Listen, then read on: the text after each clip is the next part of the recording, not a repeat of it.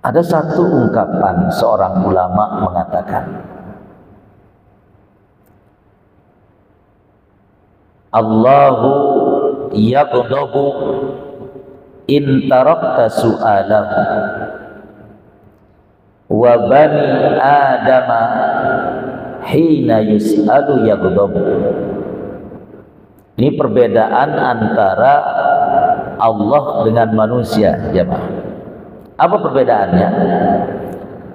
Allah yaghdabu in tarakta su'alahu.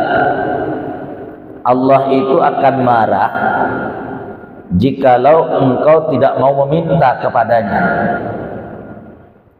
Wa bani adama hina yus'alu yaghdabu. Sementara kalau manusia marah kalau ada yang meminta kepadanya.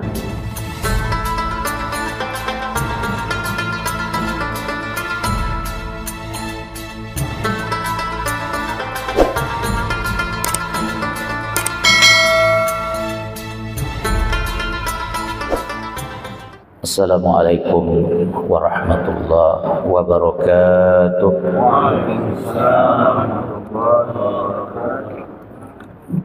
Alhamdulillahi rabbil alamin.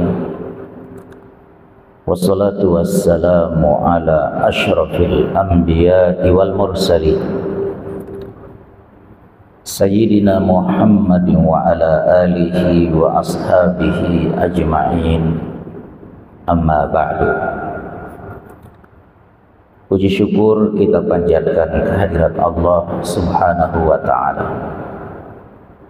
Pada pagi hari subuh hari ini, alhamdulillah, Allah Subhanahu wa ta'ala kembali menghidupkan kita setelah mematikan kita sejenak dalam tidur kita tadi malam.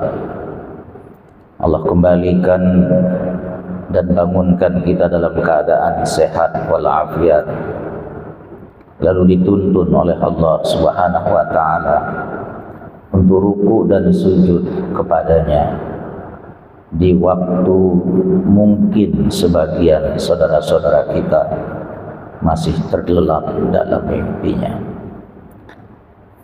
Salawat beserta salam semoga tercurah kepada baginda Rasulullah sallallahu alaihi wasallam. Semoga kita semua kelak mendapatkan syafaat dari baginda Rasulullah sallallahu alaihi wasallam. Jamaah rahimakumullah, pagi ini kajian kita surat Ar-Ra'd ayat yang ke-14 dan 15, di mana Allah Subhanahu wa ta'ala berfirman, a'udzubillahi minasyaitonir rajim, lahu da'watul haqq walladzina yad'una min dunihi la yastajibuna lahum bisyai' illa kabasiti kaffaihi ilal ma'i liyablugha fahu wa ma huwa bibaligh wa ma du'aul kafirina illa fi dhalal walillahi yasjudu man fis samawati wal ardh taw'an wa karha wa zilaluhum bil ghuduwi wal asal. Sadaqallahul azim wa sadaqa rasuluhul karim wa nahnu ala dhalika minasyahidin wa syakirin walhamdulillahi rabbil alamin. Jamaah rahimakumullah, pertama Allah Subhanahu wa ta'ala mengatakan di awal ayat ini, lahu da'watul haq.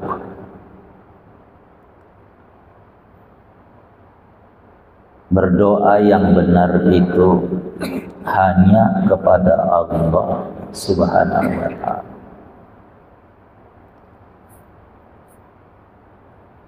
Dan sebagaimana yang kita selalu ikrarkan dalam bacaan suratul Fatihah kita selalu mengatakan iyyaka na'budu wa iyyaka nasta'in. Hanya kepadamu ya Allah kami menyembah, dan hanya kepadamu ya Allah kami mohon pertolongan. Ayat ini mempertegas bahwa memang hanya kepada Allah Subhanahu wa ta'ala lah kita boleh berdoa, kita boleh meminta, kita boleh berharap.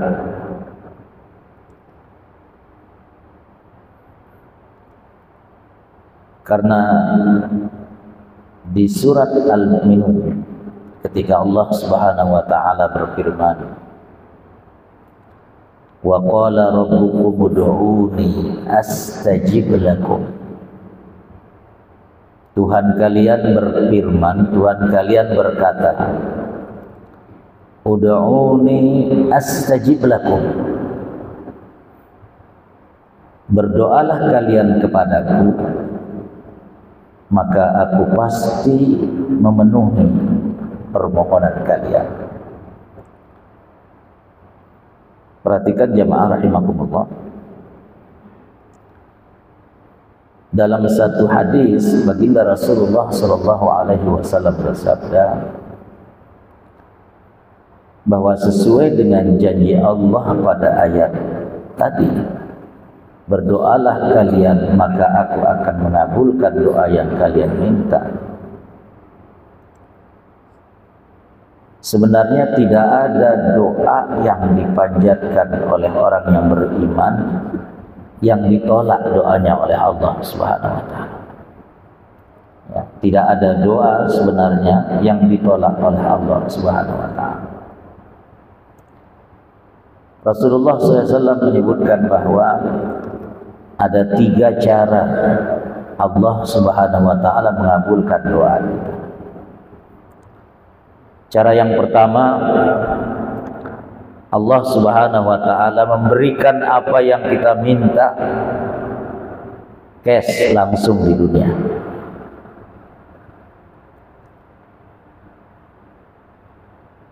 Cara yang kedua, Allah Subhanahu wa ta'ala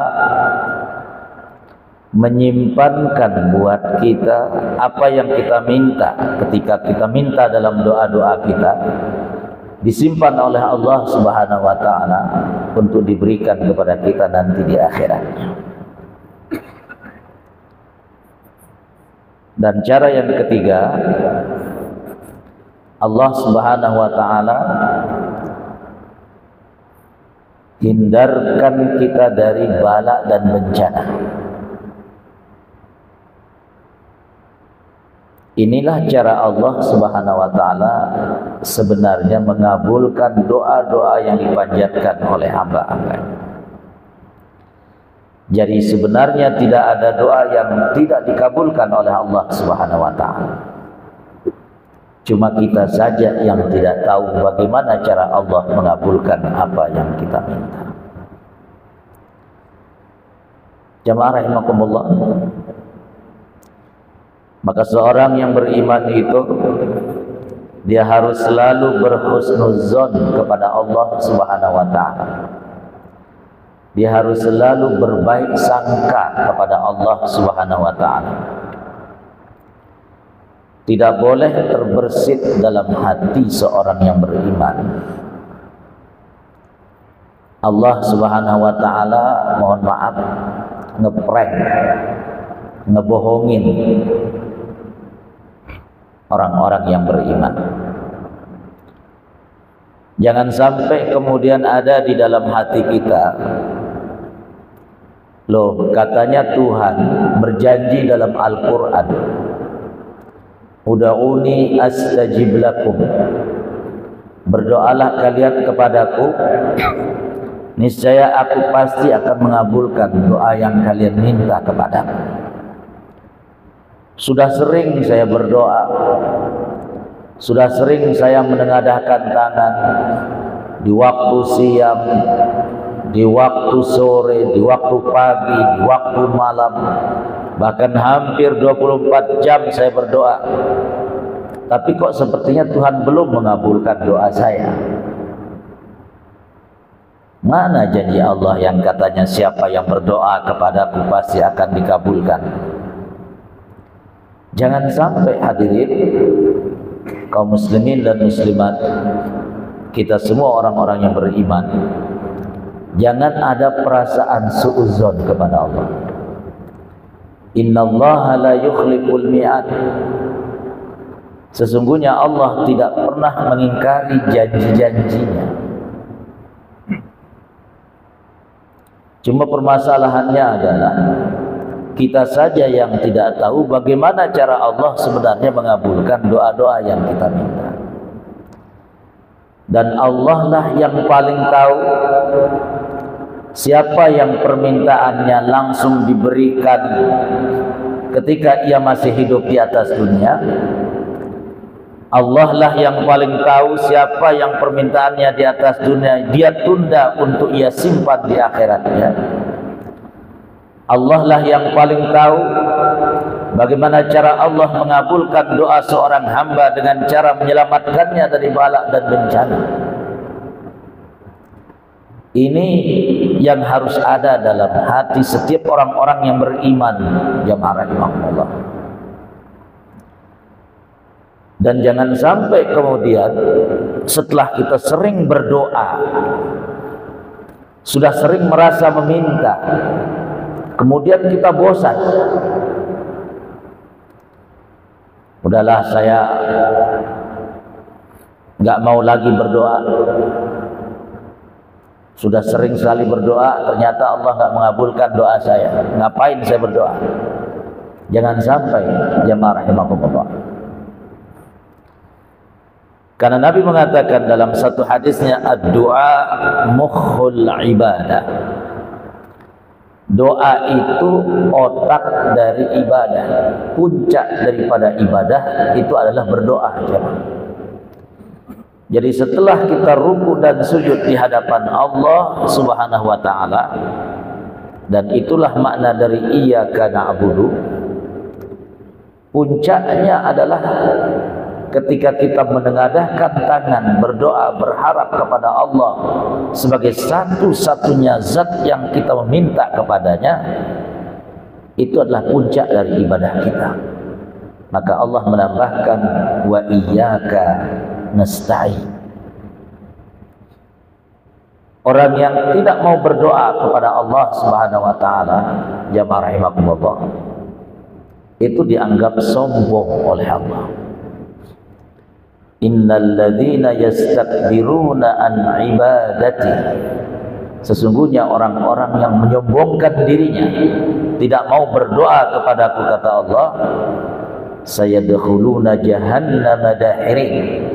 Mereka akan masuk ke dalam neraka jahanam dalam keadaan hina dina. Jadi jamaah rahimakumullah, selalulah berhusnuzon kepada Allah, di mana Allah Subhanahu wa taala selalu sebenarnya menerima, mengabulkan doa-doa yang kita panjatkan. Hanya saja Allah lah yang paling tahu siapa yang Allah langsung berikan permintaannya di atas dunia. Allah lah yang paling tahu siapa yang Allah simpankan permintaannya untuk diberikan nanti di akhirat sana. Dan Allah lah yang paling tahu ketika Allah Subhanahu wa taala mengabulkan doa-doa yang disampaikan oleh hambanya, itu dengan cara menghindarkannya dari bala dan bencana. Jamaah rahimakumullah, lahu da'watul haq. Maka hanya kepada Allah lah kita boleh berdoa, dan tidak boleh berdoa meminta selain kepada Allah Subhanahu wa taala. Ada satu ungkapan seorang ulama mengatakan, Allahu yaghdabu in tarakta su'alahu wa bani adama hina yus'alu yaghdab. Ini perbedaan antara Allah dengan manusia, jemaah. Apa perbedaannya? Allah yaghdabu in tarakta su'alahu. Allah itu akan marah jikalau engkau tidak mau meminta kepadanya. Wa bani adama hina yus'alu yaghdab. Sementara kalau manusia marah kalau ada yang meminta kepadanya. Ya. Kalau ada manusia apalagi terlalu sering dimintain, kan lama-lama marah dia. Lo datang lagi, lo lagi, marah. Tapi kalau Allah Subhanahu wa taala justru senang melihat hamba-hambanya sepanjang hari, sepanjang malam itu terus menengadahkan tangan meminta kepadanya. Jadi saya ulangi sekali lagi jemaah rahimakumullah, Allahu yaghdabu in tarakta su'alahu wa bani adama hina yus'alu yaghdabu. Allah Subhanahu wa taala marah jikalau hambanya tidak mau meminta kepadanya. Sementara manusia biasanya marah jikalau ada yang meminta kepadanya. Maka jangan sampai kemudian kita tidak mau meminta kepada Allah Subhanahu wa taala, karena Allah Subhanahu wa taala akan marah ketika ada hamba tidak mau meminta-minta kepadanya. Jamaah rahimakumullah, ketika Allah Subhanahu wa taala menyebut misalnya di surat Ar-Rahman bahwa yas'aluhu man fis samawati wal ardh kulla yaumin huwa fi sya'n. Semua makhluknya yang ada di langit dan yang ada di bumi meminta kepada Allah, berdoa kepada Allah Subhanahu wa taala. Yas'aluhu man fis samawati wal ardh kulla yaumin huwa fi sya'n. Setiap hari, setiap waktu, setiap malam, setiap detik Allah sibuk mendengarkan, mengabulkan semua permintaan yang disampaikan oleh hamba-hambanya yang ada di langit dan yang ada di bumi. Artinya jangan disangka bahwasanya Allah itu diam, Allah tidak mau mendengar. Sesungguhnya Allah Subhanahu wa taala selalu mendengarkan dan selalu mengabulkan doa-doa yang dipanjatkan kepadanya. Tetapi tadi Nabi menyebutkan dengan 3 cara. Ada yang langsung Allah berikan di atas dunia, ada yang ditunda untuk disimpan di sorga, dan ada dengan cara diselamatkan dari bala dan bencana. Maka jangan pernah berburuk sangka kepada Allah Subhanahu wa taala. Coba lihat ketika Nabi Zakaria alaihissalam, jamaah rahimakumullah, sampai rambutnya beruban, dia tidak pernah berburuk sangka dan tidak pernah berhenti mau berdoa.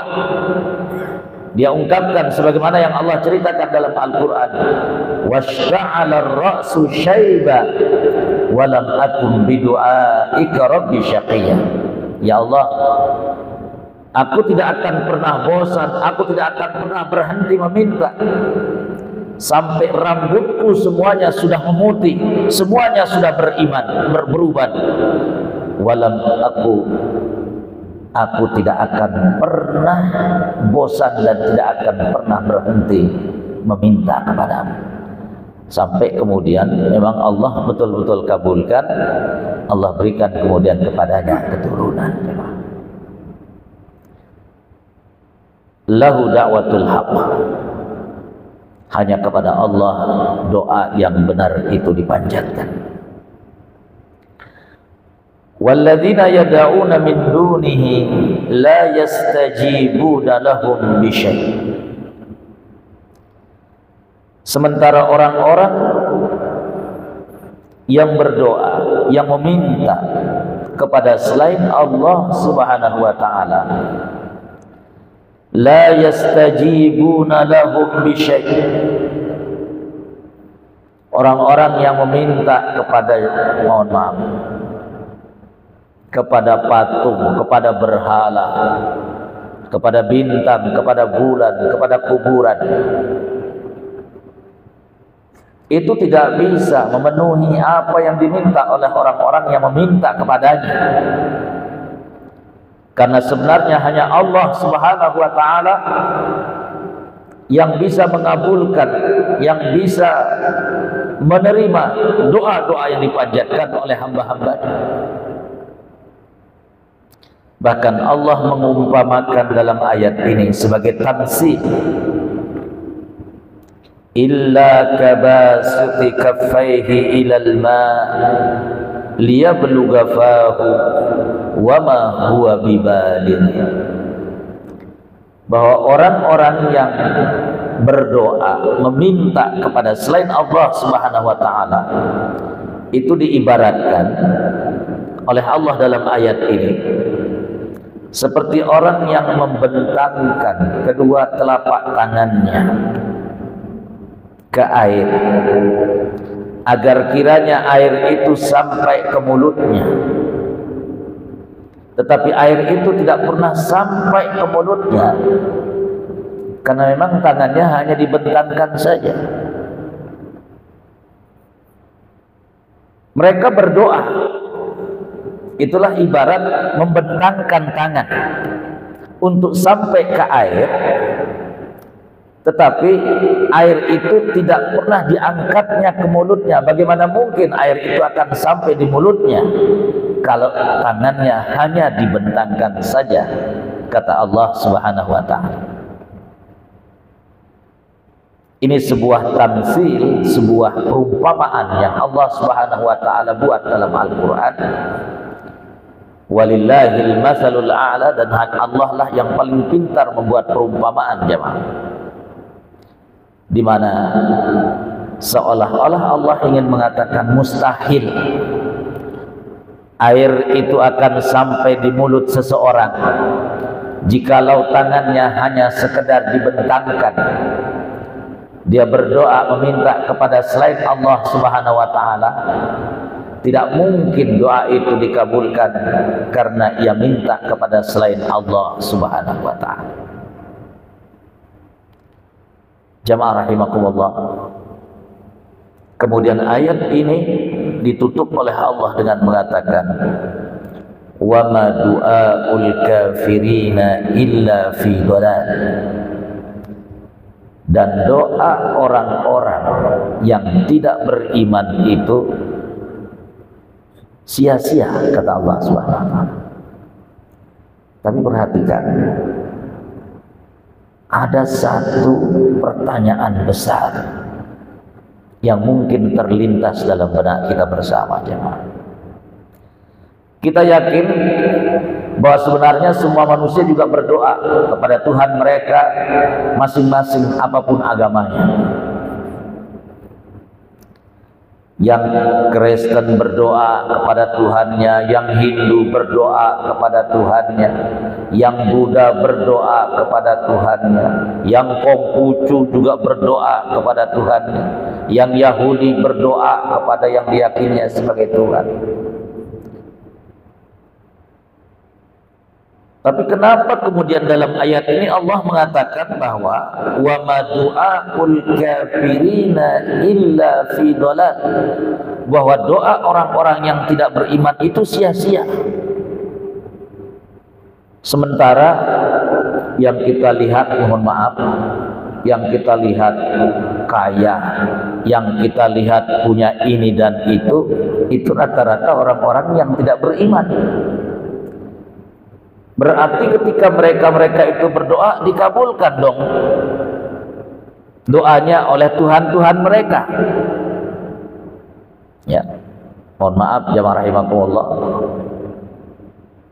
terkadang ada ungkapan nyeleneh di kalangan orang-orang yang beriman mengatakan, kita berdoa alamatnya benar, tapi kok nggak sampai. Sementara orang-orang yang tidak beriman, dia berdoa alamatnya nggak benar, tapi kok sampai gitu. Ya, perhatikan jamaah rahimakumullah. Dalam satu hadis baginda Rasulullah sallallahu alaihi wasallam dalam riwayat Al-Imam Al-Baihaqi, perhatikan hadis ini jamaah rahimakumullah, supaya kita jangan ada ungkapan nyeleneh-nyeleneh seperti itu. Di mana Allah Subhanahu wa taala berfirman kepada malaikat Jibril. Jibril, kata Allah, itu orang-orang yang beriman itu tangguhkan dulu permintaannya, kata Allah. Karena aku senang sekali mendengar dan melihat hamba-hambaku yang beriman itu sering berdoa dan sering meminta kepadaku. Sementara orang-orang yang tidak beriman itu ketika dia berdoa, udah berikan saja. Karena aku nggak senang dengan permintaannya, aku nggak senang mendengar apa yang diucapkannya.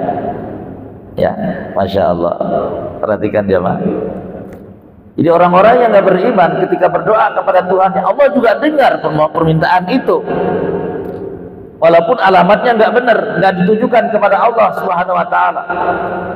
Tapi Allah Subhanahu Wa Taala berkata kepada Jibril, Jibril, berikan. Karena aku nggak suka, nggak demen dengan mendengar doa-doa yang mereka panjatkan itu. Udah berikan aja. Tapi kalau hamba-hambaku yang beriman, tangguhkan sementara, kata Allah. Karena aku senang mendengar doa-doa dan permintaannya, dan aku senang sekali melihat ketika ia sepanjang hari, sepanjang malam terus menengadahkan tangan meminta kepadaku. Aku sangat senang sekali mendengar dia. Maka tangguhkan sementara. Itu kata Allah Subhanahu wa taala kepada malaikatnya. Subhanallah. Oleh karena itu, sekali lagi, selalulah kita berhusnuzon kepada Allah Subhanahu wa taala. Karena Allah tidak pernah ngeprank, tidak pernah mengingkari janjinya, dan tidak pernah berbohong. Jamaah rahimakumullah. Innallaha la yukhliful mi'ad. Sesungguhnya Allah tidak pernah memungkiri janji-janjinya. Jamaah rahimakumullah. Selanjutnya Allah Subhanahu wa taala mengatakan, walillahi yasjudu man fis samawati wal ardh tau'an wa karha. Kepada Allah lah yasjudu, bersujud, man fis samawati wal ardh, makhluknya yang ada di langit dan yang ada di bumi, tau'an wa karha, baik secara sukarela penuh ketaatan, wa karha, atau yang merasa terpaksa. Wa zilaluhum, bahkan yang bersujud itu bukan saja orangnya, bahkan bayangan-bayangannya, kata Allah, juga ikut bersujud kepada Allah Subhanahu wa taala. Bil guduwi wal asal, di waktu pagi dan di waktu petang. Al-gudu, jamaah rahimakumullah, kata para ulama, itu bentuk jamak dari gudwah. Gudwah itu ma bainal fajri wa tulu'isy syams. Yang dimaksudkan dengan gudu dalam bahasa Arab itu antara fajar sodik tadi ketika azan subuh berkumandang dan terbitnya matahari, itulah yang disebut dengan ghudub. Jadi ini saat ini masuk dalam kategori ghudub, ya, antara fajar sodik tadi ketika azan subuh berkumandang sampai terbitnya matahari, itulah yang disebut dengan ghudub, ya. Sementara wal asal, yang dimaksudkan dengan asal itu bentuk jamak dari asil.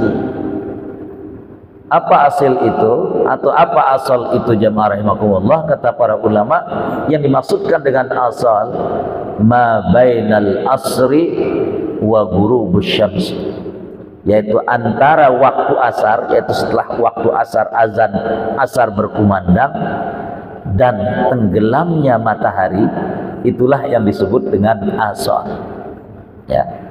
Asal bentuk jamak dari asil, maka sering diterjemahkan bil ghuduwi wal asal, itu di waktu pagi dan di waktu petang. Waktu pagi yaitu menjelang terbitnya matahari, wal asal yaitu menjelang senja tenggelamnya matahari. Apa yang menarik jamaah rahimakumullah dari ayat ini? Tadi Allah Subhanahu wa taala mengatakan walillahi yasjudu man fis samawati wal ardh. Pertama, ayat ini didahului dengan walillah. Harusnya dalam bahasa Arab bunyi asalnya yasjudu man fis samawati wal ardi lillah. Makhluk Allah yang ada di langit dan yang di bumi bersujud lillah, kepada Allah. Urut-urutannya harusnya seperti itu. Sama halnya ketika kita mengatakan iyyaka na'budu wa iyyaka nasta'in, harusnya urutannya itu na'budu iyyaka wa nasta'inu iyyaka.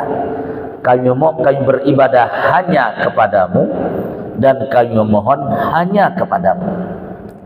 Tapi kenapa didahulukan iyyaka na'budu wa iyyaka nasta'in? Hanya kepadamu ya Allah kami menyembah, hanya kepadamu ya Allah kami mohon pertolongan. Pertama, kata para ulama, min ajli takhsis, ini untuk menunjukkan bahwa memang hanya kepada Allah kita beribadah dan hanya kepada Allah kita memohon pertolongan. Dalam urutan bahasa Arab ada namanya fi'il, pekerjaan. Setelahnya ada fa'il, orang yang mengerjakan. Setelahnya itu ada namanya maf'ulun bihi, objek dari yang dikerjakan. Doroba Zaidun Muhammadan misalnya. Si Zaid memukul si Muhammad. Biasanya objek itu disebut paling belakang. Tapi kadang objek didahulukan atas fi'il dan fa'il, objek didahulukan atas subjek dan predikat.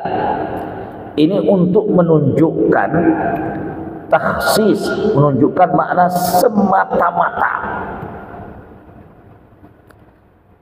Nah, begitu juga dalam ayat ini jemaah.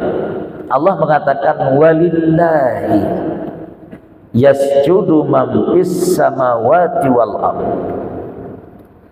Dan hanya kepada Allah bersujud makhluk-makhluknya yang ada di langit dan di bumi.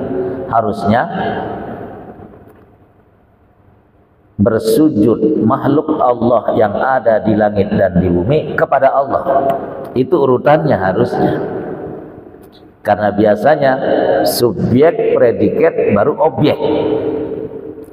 Tapi ketika objek disebutkan terlebih dahulu, sekali lagi ini untuk menunjukkan takhsis namanya, untuk menunjukkan pengkhususan, untuk menunjukkan makna hanya semata-mata, artinya enggak boleh selain dia.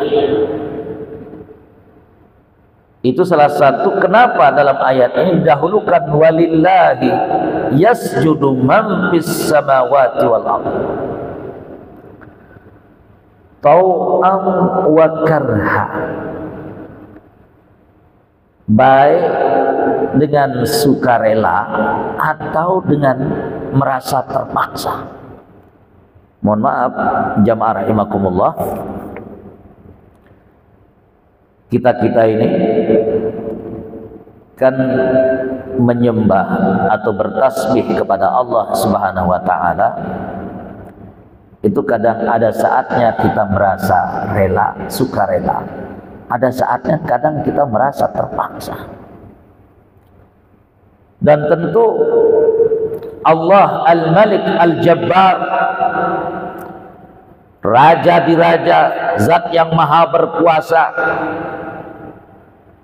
Kita orang yang beriman ini di waktu subuh seperti saat ini, di saat mungkin sebagian saudara-saudara kita masih terlelap dalam mimpi, kita maksa diri untuk bangun, untuk ruku dan sujud di hadapannya. Walau mungkin banyak yang merasa terpaksa.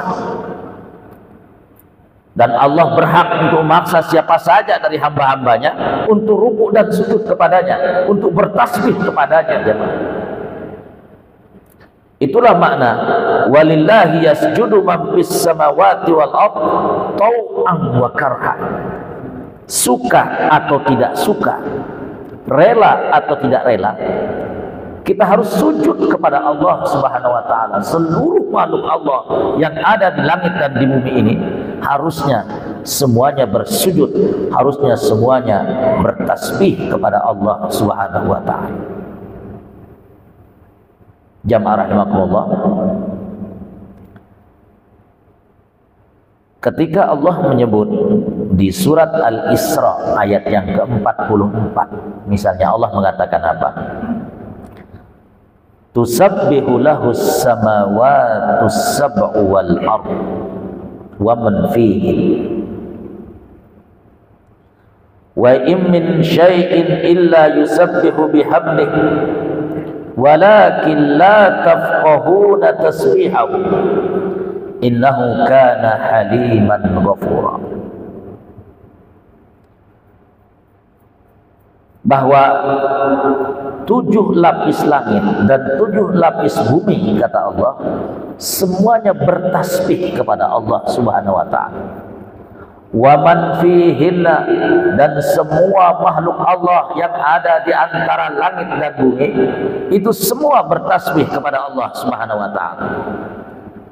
Wa in min syai'in illa yusabbihu bihamdihi, bahwa segala sesuatu itu bertasbih kepada Allah Subhanahu wa taala dengan caranya. Walakin la tafqahuna tasbihahum, cuma kalian saja manusia memang tidak tahu bagaimana cara makhluk-makhluk Allah itu bertasbih kepadanya. Batu bertasbih, tumbuhan bertasbih, bumi bertasbih, langit bertasbih, hewan, binatang, semuanya bertasbih. Ya, mohon maaf jamaah rahimakumullah. Sering dalam Al-Quran Allah Subhanahu wa taala misalnya mengatakan sabbaha lillahi ma fis samawati wa ma fil ardh. Allah mengatakan sabbaha lillahi ma fis samawati wa ma fil ardh. Bertasbih kepada Allah ma, ya, perhatikan, ma itu beda dengan man. Kalau ma itu artinya apa, kalau man itu artinya siapa. Ma, kata para ulama, itu biasanya untuk menunjukkan sesuatu yang tidak berakal. Kalau man itu biasanya menunjukkan sesuatu yang berakal. Sering dalam Al-Quran Allah Subhanahu wa ta'ala mengatakan Sabbahalillahi ma fis samawati wa ma fil ardh. Bertasbih kepada Allah apa yang ada di langit dan apa yang ada di bumi. Artinya apa? Kalau ma, sekali lagi itu maknanya biasanya untuk menunjuk sesuatu yang tidak berakal. Seolah-olah Allah ingin mengatakan, hai manusia, hai kalian makhluk-makhlukku yang punya akal, yang tidak berakal saja semuanya bertasbih kepadaku, bagaimana kemudian kalian wahai makhlukku yang berakal kok tidak mau bertasbih kepadaku? Ya, mohon maaf jemaah rahimakumullah, itu sebuah sindiran dari Allah Subhanahu wa ta'ala. Wong makhluk-makhluk Allah yang tidak berakal saja semuanya bertasbih memuji Allah, kok kita manusia makhluk Allah yang Allah berikan akal kok tidak mau bertasbih memuji Allah Subhanahu wa ta'ala? Sehingga sekali lagi dalam Al-Quran sering Allah menggunakan ma dibandingkan dengan man. Ma untuk sesuatu yang tidak berakal, man untuk sesuatu yang tidak berakal. Oleh karena itu jamaah rahimakumullah, kembali kepada ayat tadi, yaitu surat Ar-Ra'd ayat yang ke-14-15 yang menjadi kajian kita pada pagi hari ini, bahwa walillahi yasjudu man fis samawati wal ardh, dan hanya kepada Allah lah bersujud, bertasbih apa yang ada di langit dan apa yang ada di bumi, tau'an wa karha, suka atau tidak suka, rela atau tidak rela. Karena memang kita harus sujud kepada Allah Subhanahu wa ta'ala, jemaah. Dan ayat-ayat seperti ini sekali lagi itu ingin menyindir kita manusia khususnya. Karena manusialah jemaah rahimakumullah dan jin yang Allah sebut dalam Al-Quran, wa ma khalaqtul jinna wal insa illa liya'budun. Tiadalah aku ciptakan jin dan manusia kecuali hanya untuk beribadah, menyembah kepadaku. Itu hanya jin dan manusia. Kenapa? Karena memang makhluk Allah yang dua ini, pertama makhluk yang berakal, ya Pak. Sehingga khitab syar'i, ya, firman-firman Allah Subhanahu wa ta'ala sering Allah tujukan kepada dua golongan dari makhluknya ini, di mana salah satu, ya, perhatikan, salah satu ciri orang yang mukallaf, orang yang memang sudah pantas untuk dibebani dengan syariat, itu salah satu cirinya dia harus berakal, jemaah. Kalau nggak berakal, khitab syar'i, perintah-perintah syariat itu nggak ditujukan kepada mereka. Bahkan manusia saja ketika dalam keadaan hilang akalnya, syariat itu nggak berlaku kepadanya. Nabi mengatakan rufi al-qalam an salas, hukum itu nggak berlaku pada 3 orang. Anis sabiyyi hatta yablugha, anak kecil sampai dia balik. Wa anil majnuni hatta yafiqa, orang yang gila sampai ia sadar dari gilanya. Wa anin naimi hatta yastayqila, dari orang yang sedang tertidur sampai ia bangun dari tidurnya. Nah, oleh karena itu jamaah rahimakumullah, jikalau ada manusia-manusia yang Allah berikan akal kepada mereka, kemudian tidak mau sujud, ruku dan sujud kepada Allah sebagai satu-satunya Tuhan, Lawang yang tidak berakal saja semua sujud kepada Allah, semua bertasbih kepada Allah. Bagaimana bisa kemudian manusia yang Allah berikan akal kepada mereka, diciptakan oleh Allah sebagai manusia yang sempurna, kok tidak mau ruku dan sujud, tidak mau bertasbih, memuji hanya kepada Allah sebagai satu-satu Tuhannya. Semua itu sindiran kepada kita manusia. Jamaah rahimakumullah, afala yatadabbaru, afala tatafakkaru. Kenapa kalian tidak mau merenung? Kenapa kalian tidak mau berpikir? Kenapa kalian tidak mau menggunakan akal yang telah Allah Subhanahu wa taala berikan? Mudah-mudahan Allah Subhanahu wa taala menjadikan kita hamba-hambanya yang terus mau ruku dan sujud di hadapannya, menjadi manusia yang terus bertasbih memujinya, menjadi bagian dari orang-orang yang ada di langit dan di bumi, menjadi makhluknya yang tidak pernah berhenti sujud kepadanya sampai napas terakhir yang Allah berikan kepada kita. Wa'bud rabbaka hatta ya'tiyakal yaqin, kata Allah. Sujudlah, sembahlah kamu kepada Tuhanmu sampai kematian datang menyebutmu. Itulah kajian kita pada pagi hari ini.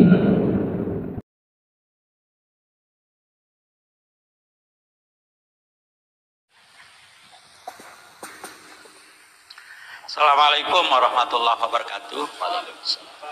Yang saya hormati Bapak Tuan Guru, yang langsung saja ke pertanyaan yang menyitir ayat yang tadi, tidaklah jin dan manusia itu diciptakan untuk beribadah kecuali untuk beribadah. Nah, ini bagaimana jin itu beribadah sementara juga kita sering juga dikatakan diganggu oleh jin begitu. Nah, ini yang karena memang kita tidak pernah dapat informasi, barangkali karena keterbatasan ilmu, bagaimana dia jin itu beribadah begitu. Ya, terima kasih. Assalamualaikum warahmatullahi wabarakatuh. Waalaikumsalam. Sila. Bismillahirrahmanirrahim. Assalamualaikum warahmatullahi wabarakatuh. Waalaikumsalam. Terima kasih Ampura Tuan Guru. Masalah doa, kita lihat ini para pawang hujan. Para pawang hujan itu juga berdoa begitulah. Seperti apa yang kita saksikan pada tahun yang dulu di acara motor GP di Mandalika. Di sana itu pawang hujan juga dia itu berdoa. Tapi cara berdoanya itu agak aneh-aneh. Tidak sesuai dengan syariat Islam itulah. Tapi pada saat itu juga hujannya juga itu berhenti juga. Nah, begitulah. Bahkan pawang hujan itu pada wawancaranya itu dinyatakan sukses, cap jempol begitulah. Padahal itu kita tidak tahu apakah pawang hujan itu muslim atau enggak. Nah, begitulah. Yang namanya Rara kalau enggak salah. Ya. Ini dengan berhentinya hujan itu, Tuan Guru, apakah secara kebetulan atau memang Allah mengabulkannya, Tuan Guru? Ya, mohon pencerahannya, Tuan Guru. Terima kasih. Assalamualaikum warahmatullahi wabarakatuh.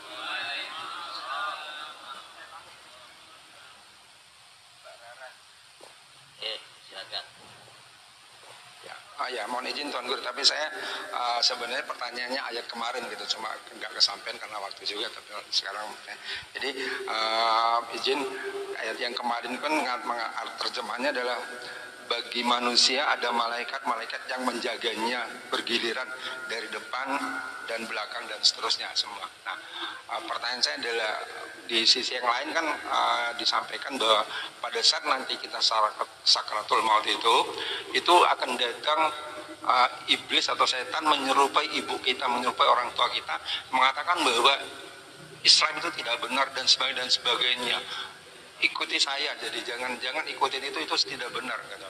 Nah, kalau kita bisa nolak itu juga, nanti datang lagi orang ayah kita dan sebagainya. Nah, pertanyaan saya itu, jadi kita takut, waduh, orang tua kita yang datang nih, mas kita nggak bilang iya gitu, ikut gitu. Nah, bagaimana kita bisa mengetahui bahwa peran malaikat itu tadi menjaga kita tadi sehingga itu tidak tergoda dengan itu. Ya, makasih teman-teman. Pertama, bagaimana jin beribadah. Ya. Jadi nanti belum buka surat Al-Jin, ya. Di surat Al-Jin misalnya Allah mengungkapkan bagaimana ungkapan para jin. Misalnya di ayat yang ke-14 dan ayat yang ke-15. Para jin mengatakan wa anna minnal muslimuna wa minnal qasitun. Faman aslama fa ulaika taharraw rasyada. Wa ammal qasituna fakanu li jahannama hataba. Ya. Di antara kami, kata para jin itu sama dengan manusia. Ada yang muslimun, ada yang beriman.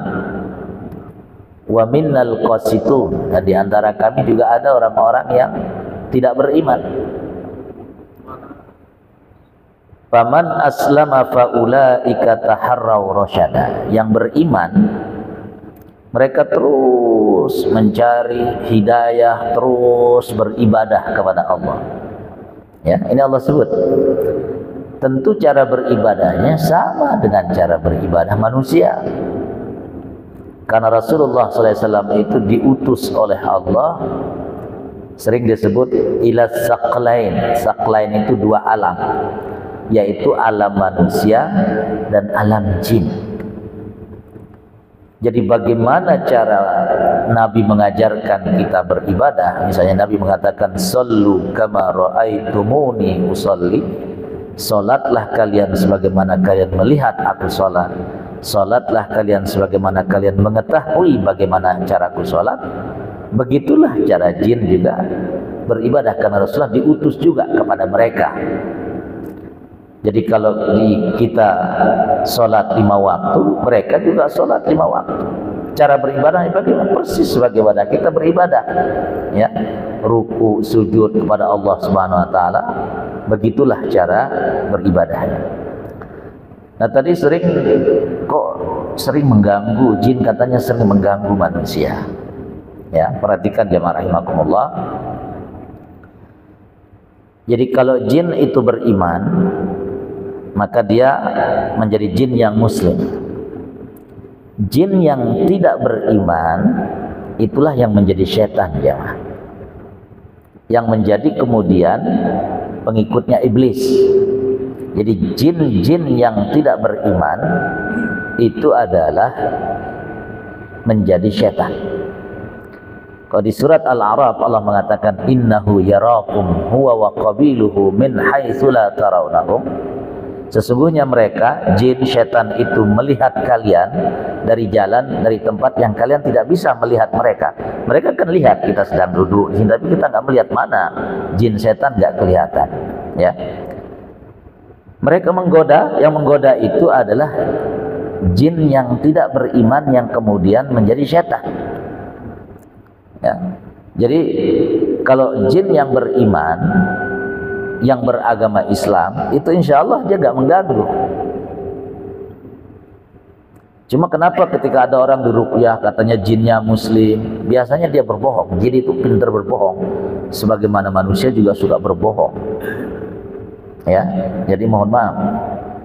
Jadi kalau yang tidak beriman, itulah yang menjadi setan, dan itulah yang biasanya mengganggu dan menyakiti manusia yang biasa diperintah misalnya oleh para penyihir, oleh orang-orang yang ingin menggunakan jasa jin untuk menyakiti manusia.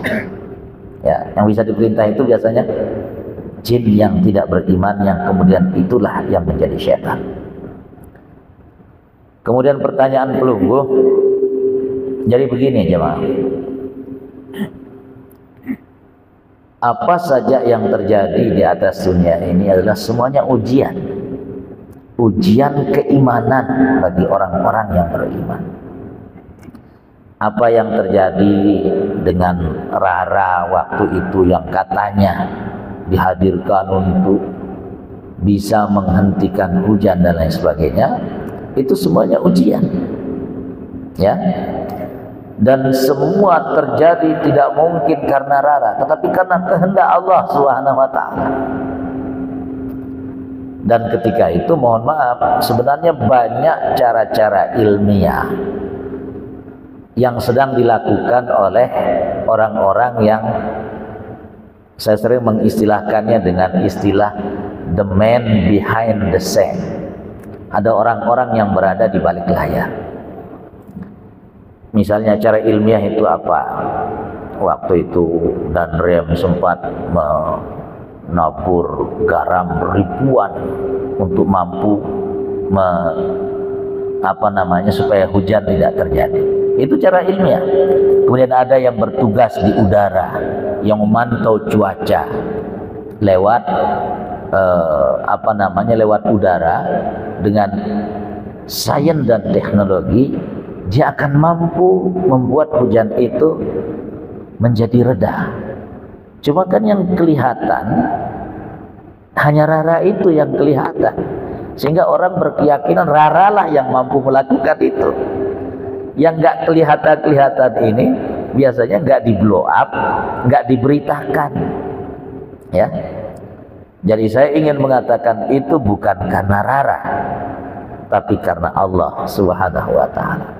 Cuma karena dia kelihatan dan kemudian Allah Subhanahu wa taala menghentikan, maka kemudian Rara lah yang kemudian menjadi pemberitaan.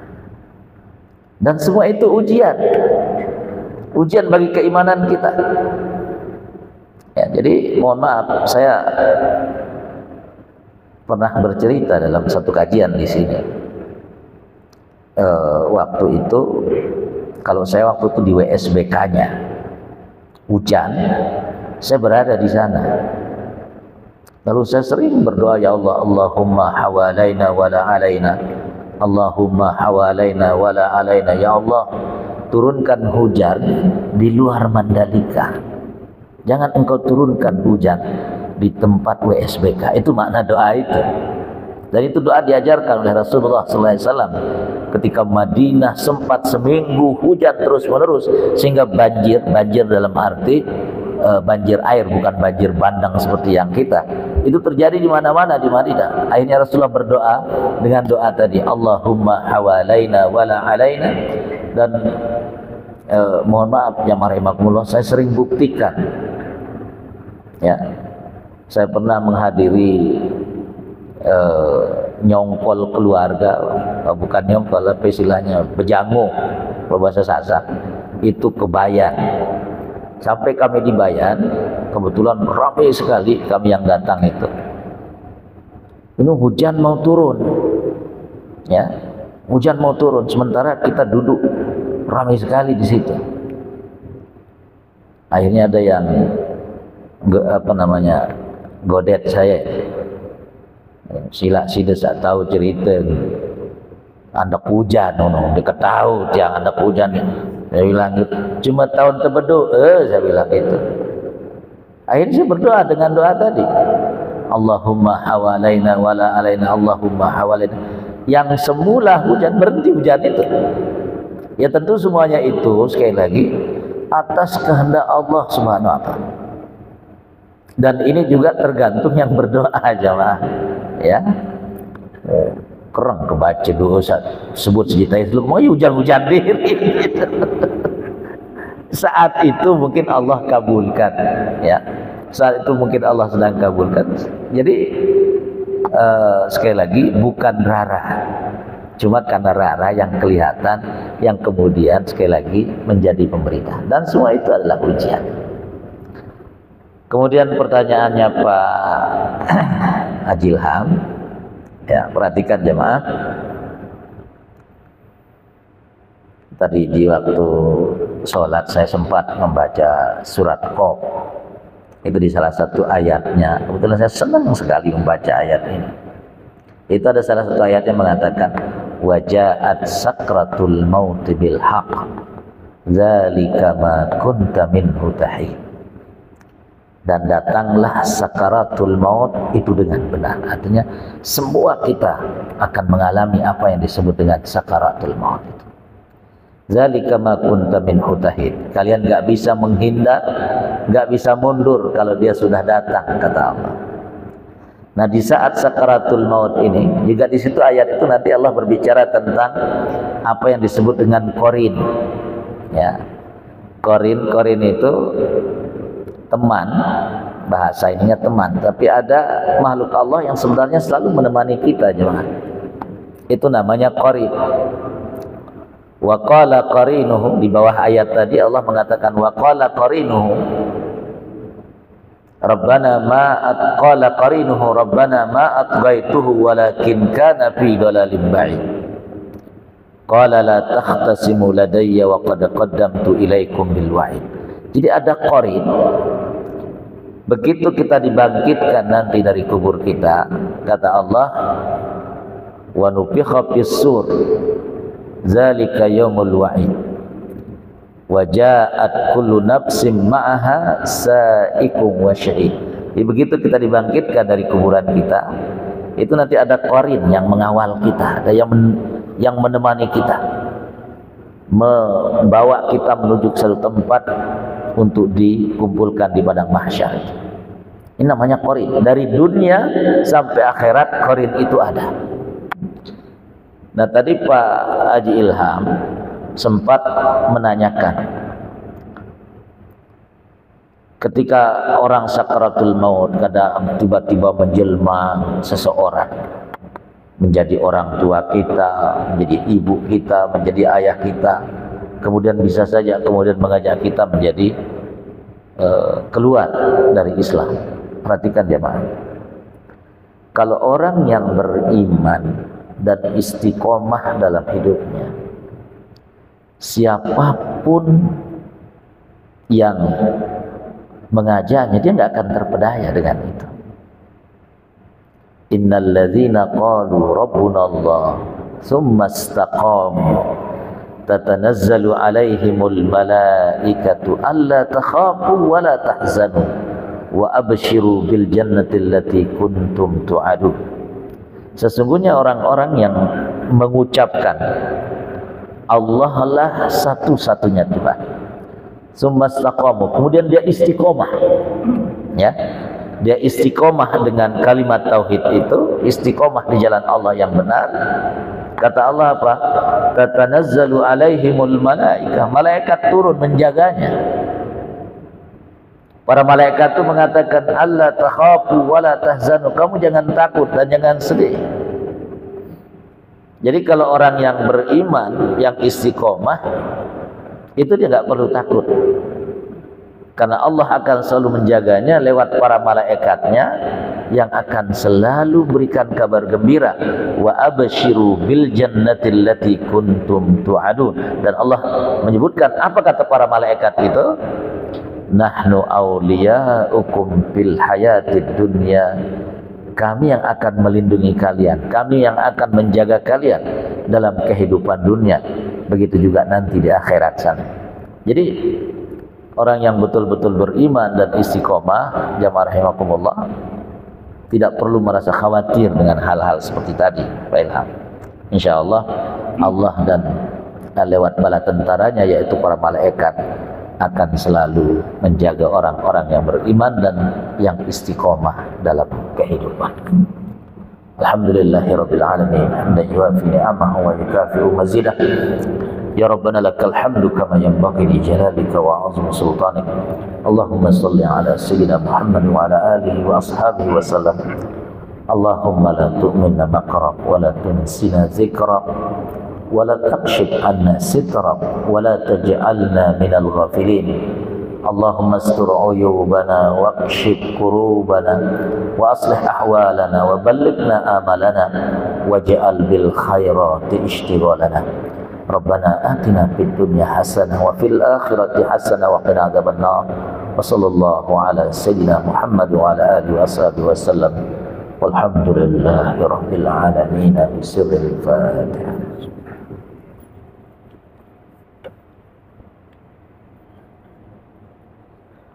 Wassalamualaikum warahmatullahi wabarakatuh.